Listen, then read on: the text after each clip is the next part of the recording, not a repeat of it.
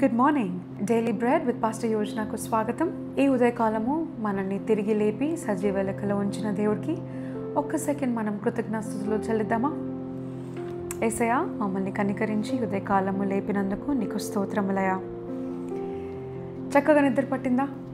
ఈ ఉదయకాలం మనం లేచిన వెంటనే దేవుని ప్రేమించిన వారంగా ఉన్నాం. మొట్టమొదటి ప్రశ్న, ఎంతోమంది అడిగే ప్రశ్న, దేవుడి చిత్తము మన జీవితంలో తెలుసుకోవటం ఎలా అక్క? దయచేసి చెప్తారా అన్న మాట ఈరోజు మనం వాక్యానుసారంగా నేర్చుకుందాము. వాక్యానుసారంగా 4 చిత్తములు దేవుడు మన పట్ల ఉద్దేశించి ఉన్నాడు. The 4 wills of God to be fulfilled in our life. మొట్టమొదటిది, believe in Christ Jesus.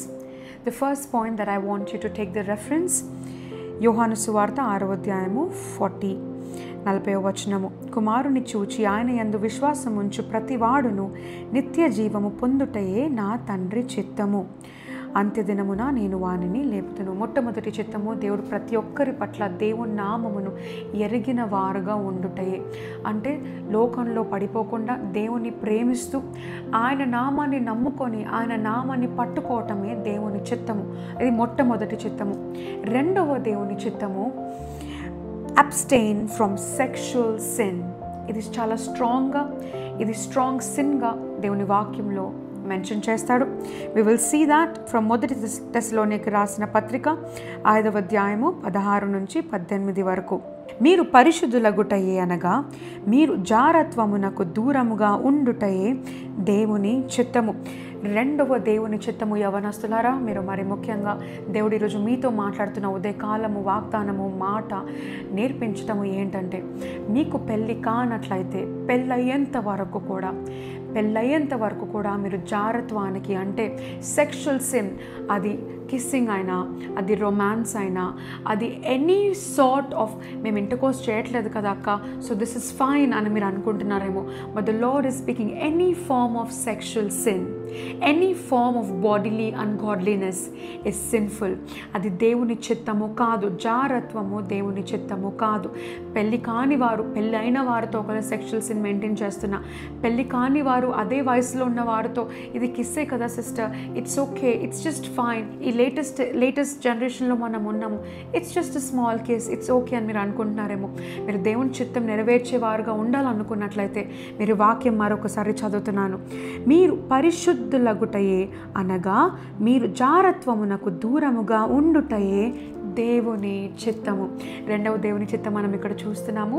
జారత్వము చేయకుండా సెక్షువల్ సిన్కి ఎంత దూరముగా ఉంటే అంత మంచిది. మనం చూస్తాము, ఒక చిన్న పులిసిన పిండి మొత్తం పిండి అంతా పులుపు చేస్తుందంట. సో ఒక కిస్సే కదా అనుకుంటాం, రేపు కిస్సే కదా, రేపు హగ్ కూడా ఇస్తాం అనుకుంటాం. ఆ పర్సన్ అంటాడు, ఈరోజు నా బర్త్డే, నాకు ఒక హగ్ కూడా ఇవ్వవా, ఒక కిస్ కూడా పెట్టవా, నాతో ఒక చిన్న రొమాన్స్ చేయవా, నేను బాధపడతాను కదా అని అంటాడేమో. మీరు తనని పెట్టడానికి, తన బాధపడకుండా ఉండడానికి మీరు చేస్తున్నారేమో, కానీ దేవుని చిత్తానికి మీరు దూరంగా వెళ్తున్నారు. జాగ్రత్త పడండి. మూడవ దేవుని చిత్తం మన పట్ల ఏంటో చూద్దాము. Give thanks in everything. మొదటి తెస్సలోనికీయులకు రాసిన పత్రిక 5వ అధ్యాయము 16 నుంచి 18 వరకు. ప్రతి విషయమునందు కృతజ్ఞతాస్తుతులు చెల్లించండి, ఇలాగు చేయుట యేసుక్రీస్తునందు మీ విషయములో దేవుని చిత్తము. మనం ఏ పని చేసినా కూడా సంతోషంగా, దేవా నాకు ఇది ఇచ్చినందుకు నీకు స్తోత్రం, బట్టలు ఇప్పించినందుకు స్తోత్రం, ఉద్యోగం ఇచ్చినందుకు స్తోత్రమయ్యా, చిన్న చిన్న విషయంలో కూడా మీరు కృతజ్ఞతాస్తుతులు చెల్లిస్తూ సంతోషంగా ఉండటము ఆయన చిత్తం అంట. సంతోషంలో అయినా, నష్టంలో అయినా, కష్టంలో అయినా, సుఖంలో అయినా, అన్ని విషయములందు మీరు, అయ్యా నువ్వు ఏది చేసినా నా మంచి కోసమే చేస్తావు కదా, నువ్వు నాకు దూరం చేసినా పర్వాలేదు, నా మంచి కోసమే నువ్వు చేస్తున్నావు కదా అని మనం దేవునితో మాట్లాడటము దేవుని చిత్తం అంట. నాలుగవది దేవుని చిత్తం ఏంటో చూద్దాము. Submit to God and do what is right. దేవుడికి మనల్ని సమర్పించుకోవడం, మనల్ని మనము దేవుడి చేతిలో అప్పగించుకోవటం. అయ్యా నేను నా జీవితాన్ని నీ చేతిలో అప్పచెప్తున్నానయ్యా, ఎక్కడ తీసుకెళ్తావో, ఎలా వాడుకుంటావో, ఎవరితో జతపరుస్తావో, ఎలా నువ్వు నన్ను చూసుకోబోతున్నావో అంతా నీ ఇష్టమయ్యా అని ఆయన చేతిలో అప్పచెప్పటము దేవుని చిత్తమంట. చూద్దామా? మొదటి పేతురు రాసిన పత్రిక 2వ అధ్యాయము 15వ వచనము.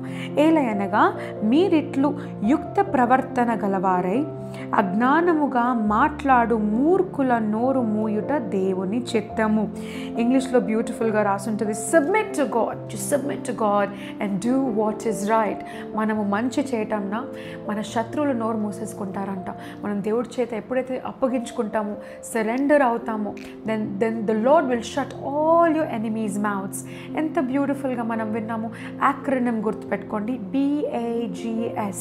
దేవుని చిత్తం నెరవేర్చడం ఎలా అని అన్నప్పుడు, మొదటిది బిలీవ్ ఇన్ క్రైస్ట్ జీసస్, రెండవది అబ్స్టెయిన్ ఫ్రమ్ సెక్షువల్ సిన్, మూడవది give thanks in everything to God, and నాలుగవది సబ్మిట్ టు గాడ్. ఈ నాలుగు ఈరోజు మనము జీవితంలో ఇంప్లిమెంట్ చేసుకున్నట్లయితే ఈ రోజు నుంచి మనం దేవుని చిత్తము నెరవేర్చే బిడ్డలుగా ఉండబోతున్నాము. ఆయన మనల్ని బట్టి సంతోషించబోతున్నాడు. కళ్ళు మూసుకొని ప్రార్థన చేద్దామా? పరిశుద్ధుడా, నీకు స్తోత్రమయ్యా. ఈ ఉదయకాలము నేర్పించిన చక్కటి వాక్యము బట్టి, మాకు నేర్పించిన 4 పాయింట్స్ని బట్టి నీకు స్తోత్రములయ్యా. వాక్యానుసారంగా నీ చిత్తము ఎలా నెరవేర్చాలో ఈ 4 పాయింట్స్ మేము నెరవేర్చినట్లయితే నువ్వు మమ్మల్ని బట్టి అతిశయిస్తావయ్యా, సంతోషిస్తావు. నిన్ను సంతోషపెట్టే వారముగా మాత్రమే మేము ఉండాలి. ఇతరులను సంతోషపెట్టే వారముగా కాదు, లోకంని సంతోషపెట్టే వారముగా కాదయ్యా.